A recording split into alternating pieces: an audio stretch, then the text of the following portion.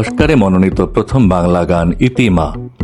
মমতাময়ী মায়ের গান গেয়ে বিশ্বের সবচেয়ে মর্যাদাপূর্ণ পুরস্কার অস্কার প্রতিযোগিতার মঞ্চে মনোনীত হয়েছেন তুমি যাকে ভালোবাসো খ্যাত শিল্পী ইমন চক্রবর্তী। অস্কারের মঞ্চে মনোনীত হওয়া তার গাওয়া গানটি শিরোনাম হচ্ছে ইতিমা। বাঙালির গাওয়া এটি প্রথম কোনো গান যেটি অস্কার প্রতিযোগিতার মঞ্চে বিদেশি নামি দামি সঙ্গীত শিল্পীদের গানের সঙ্গে প্রতিদ্বন্দ্বিতা করবে।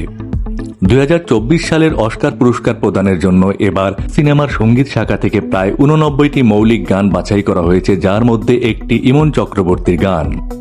জানা যায় অস্কার দৌড়ে ইমনের সঙ্গে লড়বেন Lady Gaga, Elton John, Miley Cyrus, Ed শিরোনামের মতো আন্তর্জাতিক খ্যাতিসম্পন্ন তারকারাও। অস্কারে মনোনীত হয় ইমনের গাওয়া ইতিমা গানটি ইন্দিরা ধর মুখোপাধ্যায়ের পরিচালিত পুতুল সিনেমার। নিজের গান অস্কারের মঞ্চে মনোনীত হওয়ায় বেশ উচ্ছ্বাসিত গায়িকা। এ প্রসঙ্গে তার অনুভূতি জানতে চাইলে ভারতের জাতীয় পুরস্কার পাওয়া ইমন বলেন, এখনো বিষয়টাকে তিনি হজম করতে পারেননি, তবে পুরস্কার জেতার বিষয়ে ভক্তদের বলবো আমি এত প্রত্যাশা রাখছি না। পুতুল সিনেমা আগামী 13 ডিসেম্বর মার্কিন যুক্তরাষ্ট্রে মুক্তি পাবে। এরপর 27 ডিসেম্বর ভারতের পশ্চিমবঙ্গে মুক্তি পাবে এটি। আর তার কয়েক মাস পরে অর্থাৎ 2025 সালের 3 মার্চ যুক্তরাষ্ট্রের লস অ্যাঞ্জেলসের ডলবি থিয়েটারে বসবে অস্কার পুরস্কারের জমকালো আসর।